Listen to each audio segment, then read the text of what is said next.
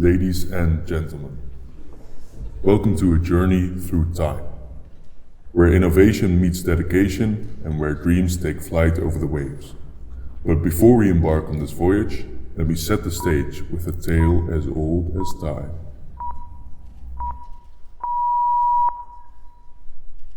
Since the earliest desire to traverse water, people have been constructing boats. From the first small rafts, sailing vessels, steamboats, and massive cargo ships of today, boats have always been a part of human history. But now, we have entered a new era, the era of solar-powered boats.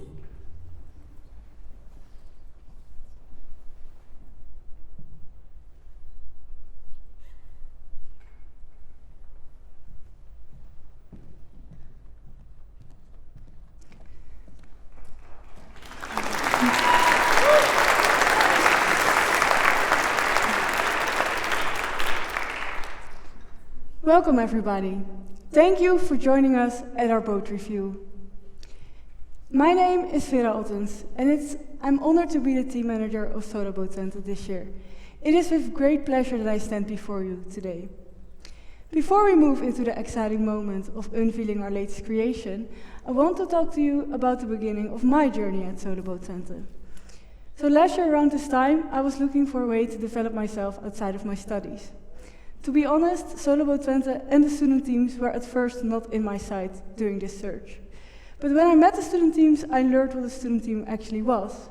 A close team of interesting students, all working together on this cool and innovative project. From that moment on, I knew that I wanted to join one of the teams next year, and especially Solar Boat Twente caught my attention. Fast forward to the present day, and I find myself here. Very excited to share the boat my team and I have been working on for the past 8 months.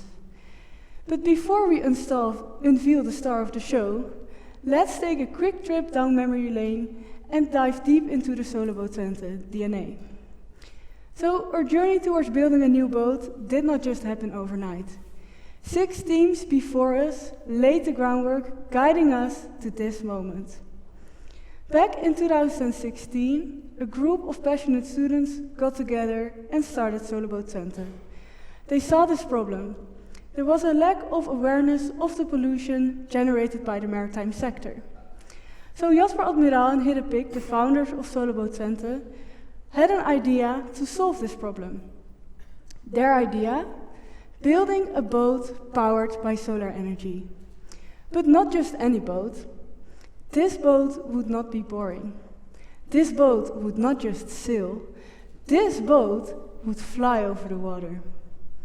These students were not only dreaming big, they were also showcasing the remarkable achievements that students can accomplish when they work together on an innovative and technical project. And there she was. The results of the first team's 2 years of blood, sweat and tears. Conrad Solar Boat, or as we say, Connie. I don't have the time to explain to you all the technical details, but let me just say, Connie was a pioneer in her own right. This first boat, created by Solar Boat Twente, could come out of the water using hydrofoils at a speed of 20 kilometers per hour and had a top speed of 45 kilometers per hour. In just 1.5 years, a student team was formed and a boat was built. The results spoke for themselves, as Solar Boat Twente received their first podium places, marking the start of an impressive journey. You could say that Solar Boat Twente already succeeded in their mission and left at that. But still, students felt the urge to keep on improving the design of the boat and continuing to raise awareness for the pollution by the maritime sector.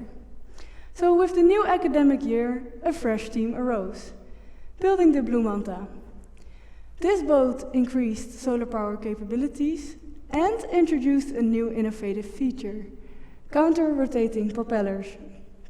This growth of the team and ongoing efforts to show awareness, show that students in Twente were really committed in making the future more sustainable. We move on to the team that started in 2019, when Twente Pegasus was born. It amazes me that Solo Boat Twente launched its third boat in just 4 years, also marking the last time a hull was produced, up until now. Following Twente Pegasus, there came Echo, then the Rising Trident, and finally Ceto, all improving on the boat before, resulting in a flying and stable boat. But enough about the past. Let's focus on the now, because this year we have something very special in store for you.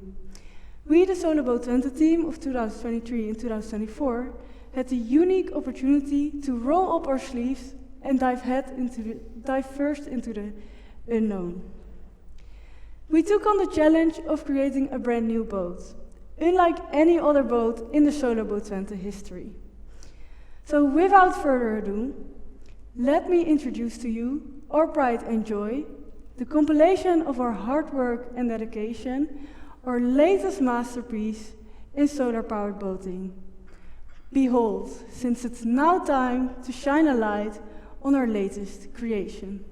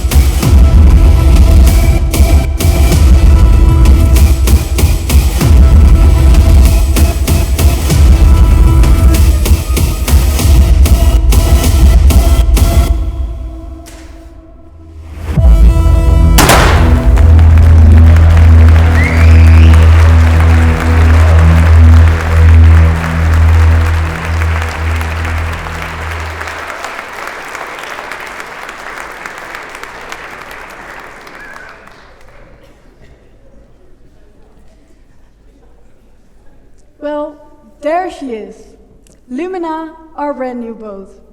For years now, we have pushed the boundaries of innovation, striving to create boats that not only compete, but redefine what is possible in sustainable marine transportation. From our humble beginnings to our achievements on the international stage, each boat has played a vital role in shaping the Solo Boat Twente DNA. After 8 months of hard work from our team, we can finally present her to the world. So allow me to introduce to you Lumina, named after the Latin word lumen, meaning light. For our team, our solar-powered racing boat embodies this meaning of light, relying on sunlight to propel us forward and its potential to illuminate a path towards a more sustainable future. But Lumina represents so much more than just a source of renewable energy. It also symbolizes a new beginning for Solo Boat Twente. For the first time in our history, significant visual changes brighten our boat, mostly notable in the new hull design. This transformation opens up a realm of possibilities, while simultaneously facing us with new challenges. These challenges do not hold us back. They lead us to uncharted waters of innovation and discovering new paths of sustainable marine transportation. With Lumina, we set sail towards a brighter future. Perhaps many of you are unaware, at least I was before joining Solo Boat Twente, but the maritime sector is responsible for 2% of the global emissions. Let me ask you a question. Which industry do you think emits more greenhouse gases? The maritime sector or the aviation sector? Well, surprisingly, they both contribute equally, each responsible for 2% of the global greenhouse gas emissions. Despite this fact, there seems to be more emphasis on the environmental impact of flying, while the emissions from maritime transport often go unnoticed. With Lumina, we will reshape the future for the maritime sector. So, our journey over the past 8 months has been quite an adventure. Countless hours in the research, design and testing have led to this moment. Our goal was always to build on the knowledge from the previous team and to secure a top spot in the Monaco Energy Boat Challenge. This is our biggest race, where we will compete against solar boats from countries all over the world. But first, we will let Lumina shine at the Dutch National Championships in Akkeren, coming up in May. Today, we will take you through the production process of the boat. But being part of Solo Boat Twente is so much more than just technical achievements. It's also about personal growth and shared team experiences. So Anna Maria and Pepijn will share their personal journeys. But before that, let me introduce Aaron and Niels to the stage for a technical talk on Lumina.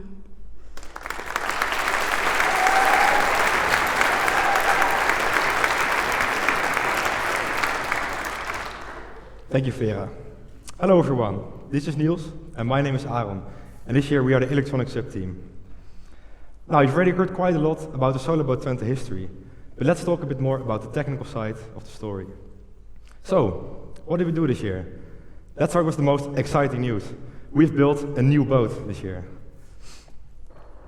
For the first time since Solo Boat Twente set sail back in 2016, we came with a new design, changing up the shape of the hull completely. So how did we get to this design? It all started at last year's team. They started at the drawing board and put a lot of thought into creating the best possible shape for sailing and, of course, for flying. And they worked at this design, analyzed it quite a bit, and this year they passed it on to our team. We finalized this design, and it was finally time to start the production phase. So our structural engineers revised this blueprint, and they made the digital designs come to life. So how did we build this boat? It started with a big mold in which we placed layers of carbon fiber sheets, in between which we placed layers of foam and glue to stick it together. And we placed all these layers with the mold in a big oven, and we baked them together into one solid piece of hull. And this combination of carbon fiber sheets and foam is very light but very strong, which is exactly what we're looking for. For improved watertightness, and of course the visual appearance of our boat, we cover it in a beautiful blue and white wrap, along with our partner logos. And this hull is very strong by itself, but we wanted to make it even stronger. So we placed ribs inside the boat that evenly distribute the force along it, so it becomes even stronger. Now, we just have an empty hull with the ribs inside. But what can we do with this? Not a lot yet. So let's place all the remaining parts into and onto the boat.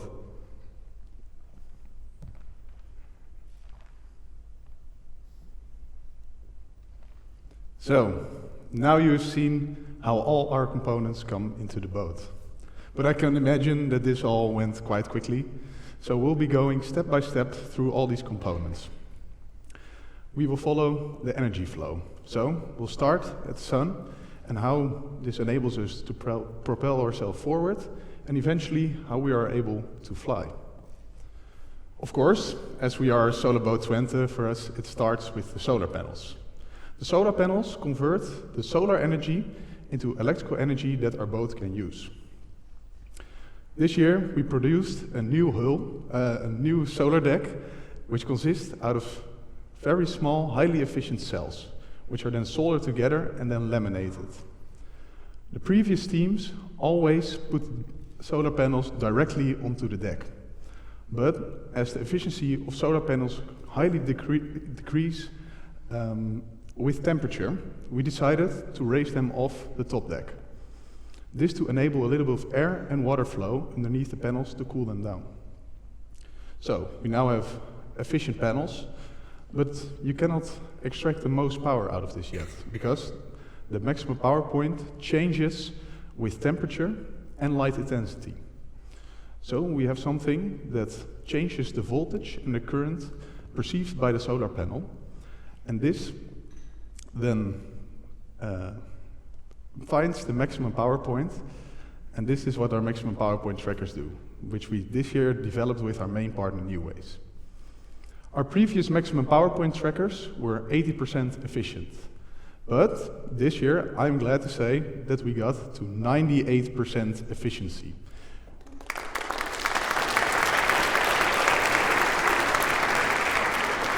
Oh, this is quite awesome if you ask me. So, we now have converted this electrical energy efficiently to energy that we can use. But imagine there's a cloud in front of the sun, or we want to do a sprint race and we suddenly need a lot more power. That's where our buffer, our battery, comes in. This allows us to deliver a lot of energy to our motor. This year we decided to go from an 84-volt system to a 60-volt system, which reduces the energy losses between the components when transporting the power. So, we now have all this power, but we want to propel ourselves forward. That's why we have the motor. The motor transfers this electrical energy into rotational energy. This, in combination with our highly efficient motor controller that was last year developed with Solar Team Twente, then drives our boat forward. But we now have this rotational energy in the top of our boat, but we have a propeller down at the boat. So how are we getting this down there? Yeah, so this power from the motor goes down through the backstrut, through an axle that's running through there. And it goes to a gearbox down there, which drives our propeller, our counter-rotating propeller. And this propeller is, of course, what drives our boat forward. Now, the parts we've discussed so far, they're all not 100% efficient, unfortunately. And all the power that gets lost, it turns into heat, and we do not want heat in our electronic components. So we need to get rid of this somehow. And when we're racing in Monaco, what is the coldest around us? It's not the air, because it's boiling hot air, but the water is actually still pretty cold. So we can use this water in order to cool down our systems. We pump up this water through the backstrut, through our electronic parts, cooling them down, and then we just pump this water back into the ocean. And this is salty water, and salty water and electronics, they do not mix very well. So especially for the battery, this can be an issue, because you don't want dangerous salty water leaking into the battery. So for this we have two separate cooling systems, the open loop cooling system and the closed loop cooling system. The open loop system is the one I just talked about, where we pump water up through our parts and back in the ocean. But the closed loop system is a separate loop with special cooling liquid that cools down our battery. So the salt water cools down the cooling liquid, and in turn the cooling liquid cools down the battery, so it can be cooled down safely. So now our parts are all nice and cold, and with all the parts we mentioned so far, we can just sail like a normal boat.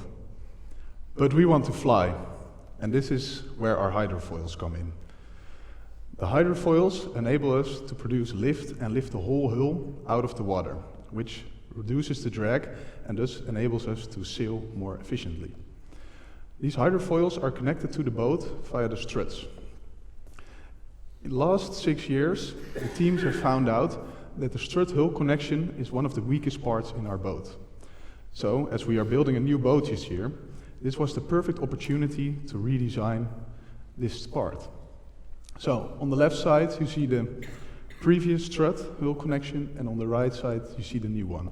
So we've drastically reduced the size, and as you can see, we pulled the actuator outside of the strut.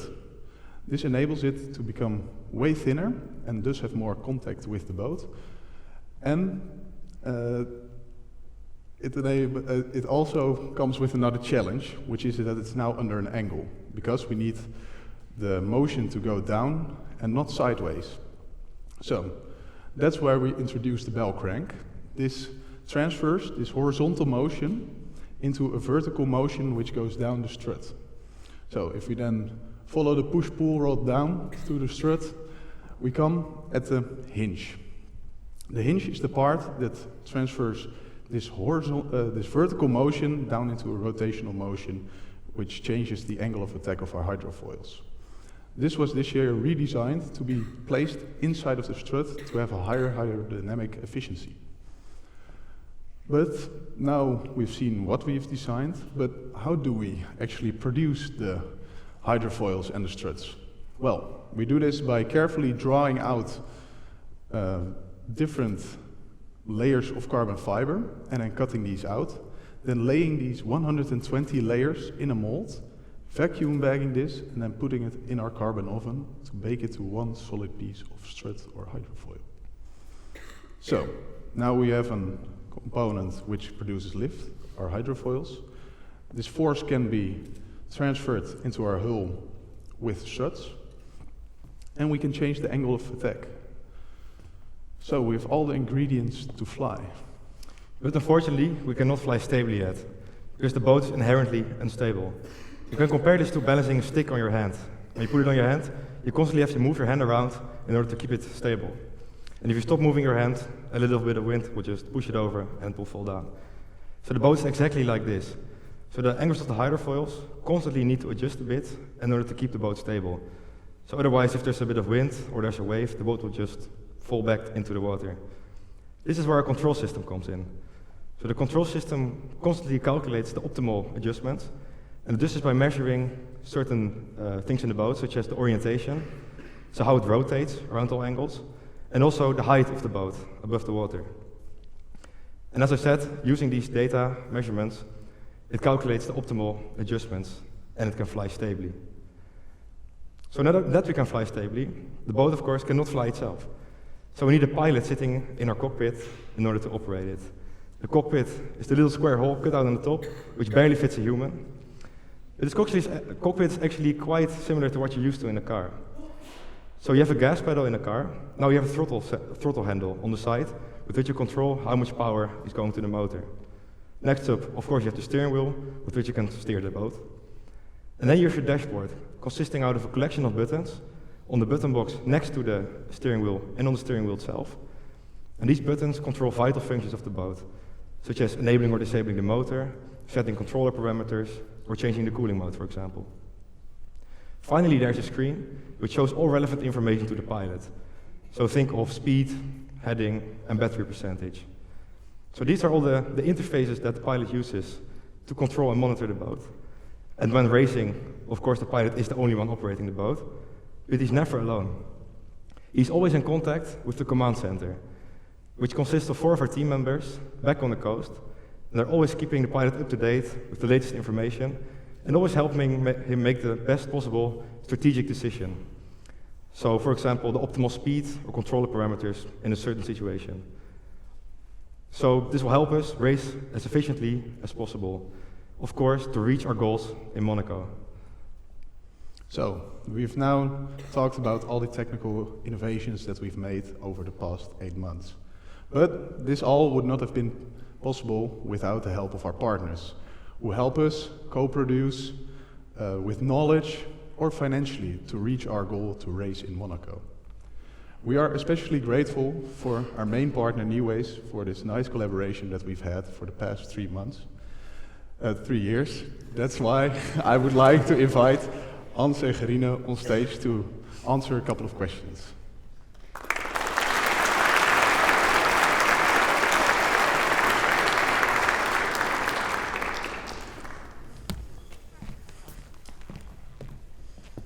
So, welcome. So, maybe can you introduce yourself a little bit to the audience so that they know who we are talking to? My name is Gerine Fernhout. I'm the HR manager of Neways Technologies, and I'm happy to be here again for the 3rd time. My name is Hans Ketelaars, working for Neways for some 16 years now, and I'm CTO of the company, bridging the future technology needs of our customers with the capabilities we have within Neways. And Niels, excuse me, but time flies when you're having fun. But 3 months... yeah, it was maybe a little bit too short. Maybe a bit too short. No, okay, perfect. But I can imagine that the crowd doesn't really... Some people don't know Neways yet, so maybe Hans, you can tell a little bit about Neways, what you do. Yeah, well, it's Neways. We develop and we produce electronics. We do that for 3 distinct markets. That's industrial, that is medical, and that is automotive. And to give you some examples, for industrial, we do quite a bit of work on wafer steppers, so machines to produce integrated circuits. We do quite a bit of work on MRI scanners, if we talk about medical. And if you plan to buy Italian sports car that most of the times comes in red, I don't know if that's something you regularly do, but if you do that, as of this year, it will contain a turbo drive that is operated with electronics that we developed and produced. That is to say, only if you take a model that has more than 700 horsepower. Well, that sounds like a fast horse. To add to this, we do this with some 3,000 colleagues, with a focus in the Netherlands and in Germany, but 1/3 of the staff is located elsewhere, the rest of Europe, China, and the US. Well, thank you. I think you've gotten now a clear picture of what Neways does and where they're situated, and what kind of projects they do. So, Gerine, we have talked a lot about the past of Soloboat Twente today, but what made Neways decide on becoming the main partner of Soloboat Twente? Well, you know, Niels, working together with student teams and universities is really important for us. To start with, to get in touch with the talents of the future and in the labor market, and making sure people know who Neways is, and when they graduate they want to come back to us. But also because we think cooperating with students and student teams helps us also to be innovative and stay close to where the action happens for the future. And last but not least, also our colleagues really enjoy working together with you guys and girls and all the student teams, because it gives us energy, and you bring energy to the company. Yeah, I myself can say that I really enjoy working together with your colleagues who helped me very much with designing the MPPTs. So I would like to thank you for answering our questions, and we as Soloboat Twente are very grateful for the cooperation that we have together, and we hope for an even brighter future together. And we are a proud main sponsor, really proud of the new boat, and we look forward to cooperate a long time into the future again. Thank you. Thank you.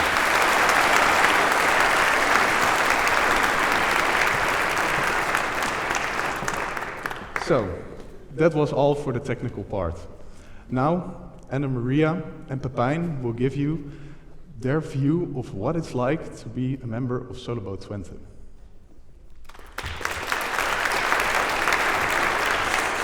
Yes.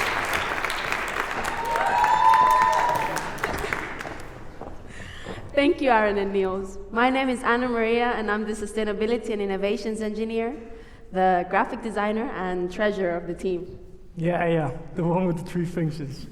I'm Pepijn, and I'm a hydrofoil engineer, and today we're here to talk about the personal journeys we've made within this team.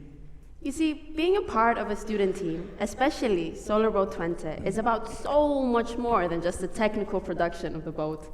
Yeah, exactly. It's also about having fun, while working also on a really cool project. And I personally felt a bit restricted within my studies, and I wanted to get a more hands-on experience. And I was amazed by the fact that this boat could fly, and that a group of students could achieve so much within just a couple of years. And I wanted to be a part of that. Yeah, well, my story is a bit different. I wasn't necessarily looking to take a break from my studies, mostly because I didn't know I had the option. I didn't really know much about student teams until I accidentally bumped into someone from Solar Boat Twente, and they were handing out flyers outside of Horst, so I took one. Now I can't really pinpoint it to what exactly piqued my interest, but something did, and I'm so thankful for it, because from that day on, I just researched like crazy to figure out what this team does and who they are. And then the more I found out, the more I wanted to know. So soon after, I took the decision that I had to take a break from my studies and apply to this team. And the rest is history. And then there we were, 17 people who all didn't know what to do. Yeah, I remember feeling quite nervous about that because I've never worked before with 16 students and all different study backgrounds and a bunch of strangers. So to amend that, we spent a lot of time together in the beginning to get to know one another, to be more comfortable, so in the end we could work better together. We would do this by having team building activities every week. But these would range from going skiing, having a laser tag game, or even just a drink and a chat after working hours. Yeah, we did quite a lot together as a team, but we were mostly known for one specific thing. That's tosties.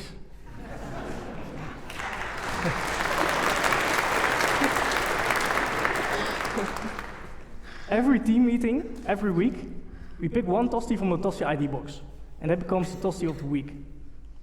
And no, they're not always normal tostis. Just last week, we ate the tostis volle, which consists of 2 slices of bread, with cheese of course, but also with chicken, cucumber, and paprika chips. And these tostis are open to everyone. So we have a lot of friends come by, a lot of old team members come by, and even some partners enjoyed some tostis with us. And to give you an idea of the tostis we've had tosti pizza, tosti boerenkool rookworst, and tosti quesadilla. These creative activities that we do as a team only brings us closer together.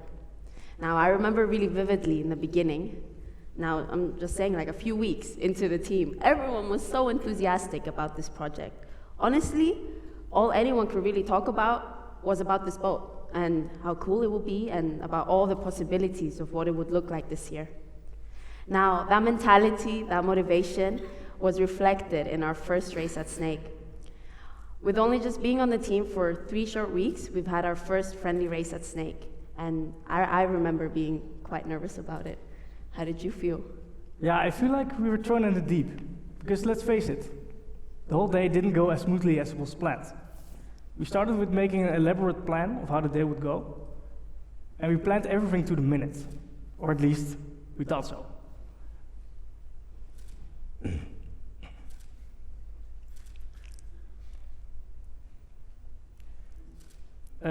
We started the day by waking up at 8 o'clock in the morning, and we had some breakfast. But already at breakfast, we started falling behind. But then came the real challenge. We had to park the trailer, and we were expecting some big parking lot where all the trailers, like our trailer, could stand and be parked easily. But instead, we found a nightmare. There was only one parking spot big enough for our trailer, and that was on the grass next to some old boats. And our trailer is really hard to maneuver. For comparison, see this boat? Our trailer is twice the size. Could you imagine how long that would take us to park that thing. Well, we couldn't. And there goes our planning. Sorry. Well, understandably, this whole situation did cause some stress within the team, but I have to say, as soon as the boat hit the water, everyone got into the roles. Yeah, for example, I was chief minutes in the command center, and I had to keep track of all the decisions that were made during the race. And it also, as it was our first race, I really liked that all team members were there to support us if we needed it. Yeah, I mean, even though Snake was a friendly race, we did take it seriously. Because you see, for us, it was a practice race for the championships we have ahead. Now, we're still glad we did it this way, because with only just 3 weeks of experience, we've managed to reach top speed of 28 kilometers an hour without foils and with a boat that we didn't really know much about. Yeah, and Maria, I think we talked a lot about this race, but how do you actually feel like working on this project? Well, as a sustainability and innovations engineer, I find it really cool that we look into the future of Solar Boat Twente rather than just focusing on the now. I also really enjoy being involved in these big decisions. This year, I also discovered about myself that working alongside 16 other students worked quite well for me, because when others around me are enthusiastic, it just motivates me to try even harder. How is it for you, Pepijn? Yeah, I found it really fun. In the beginning of the year, we set up some goals, and we had already some things to work towards too. And from that point on, it was really smooth sailing.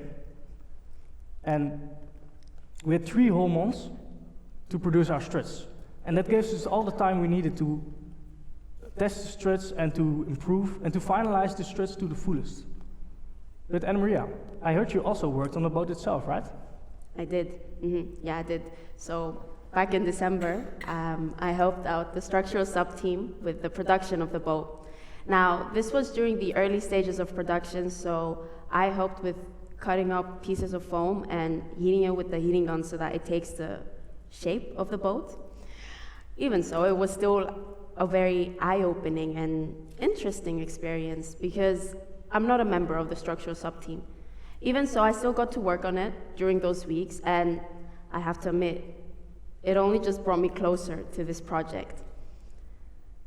Now, Pepijn, you're our hydrofoils engineer, make our struts, and you're the reason we fly. How does that make you feel? Yeah, I found it really, really interesting. In the design phase of our struts, we talked a lot with our partners about how to design something that's made out of carbon fiber.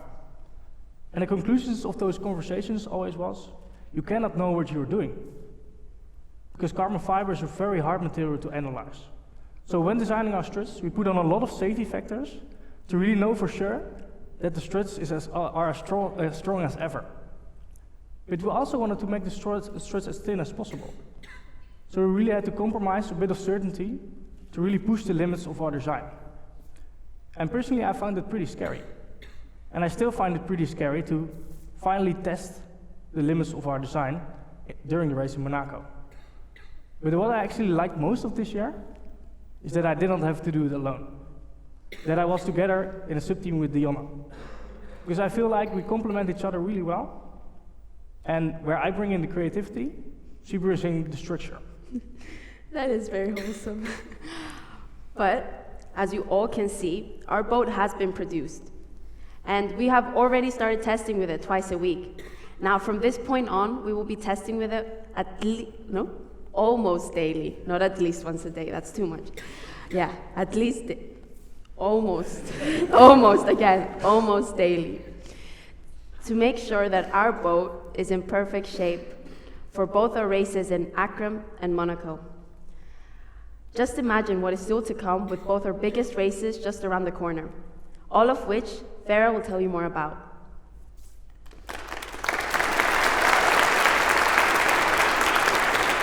And I hope this boat will fly me to the moon.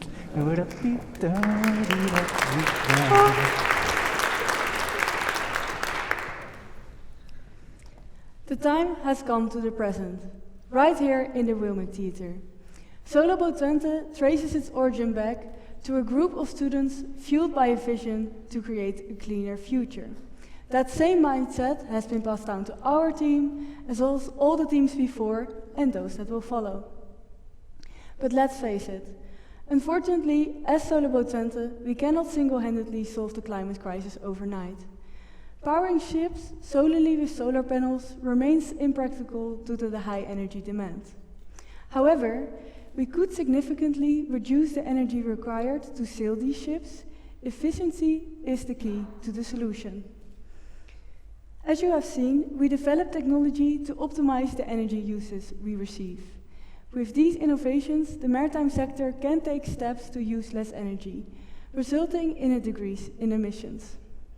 With our motto, innovation to inspire, we want to share the philosophy we have at Solo Boat Twente.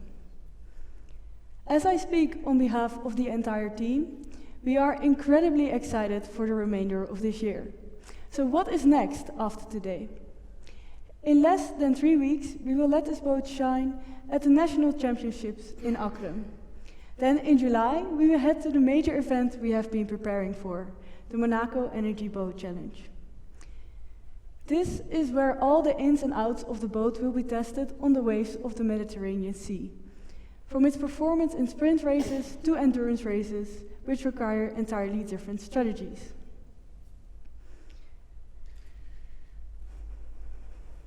Standing here before you all, partners, students, family, and friends, I'm incredibly proud of what my team has achieved so far, and our journey will not end here. However, none of this would have been possible without the help of our partners. It is through their efforts that we can continue to innovate and to grow.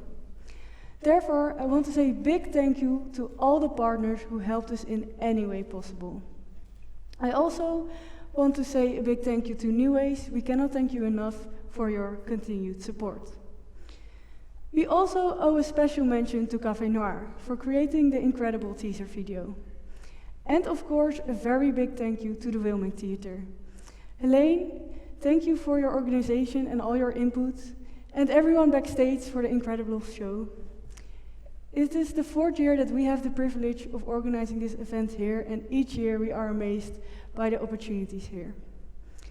But of course, I did this not all by myself. You already seen 4 different members, but we are with much more. So now I want to invite the entire team to the stage. Let's give them a big applause.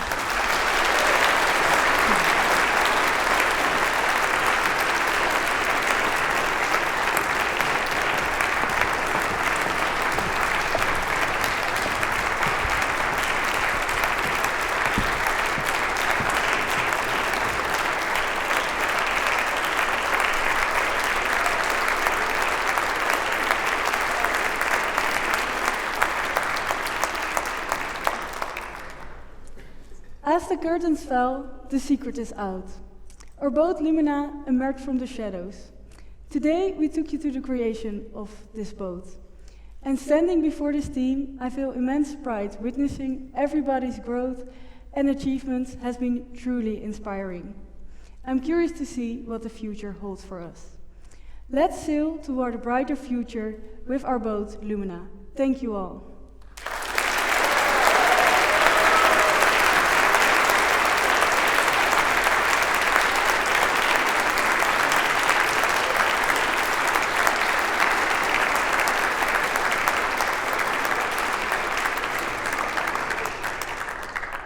Our presentation has come to an end, but you are more than welcome to stay.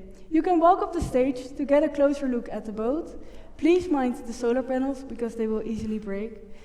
You are also welcome to go to the foyer, where drinks and snacks will be waiting for you. Do not hesitate to ask all your questions to our team members. We are more than happy to answer them all. Hope to see you there.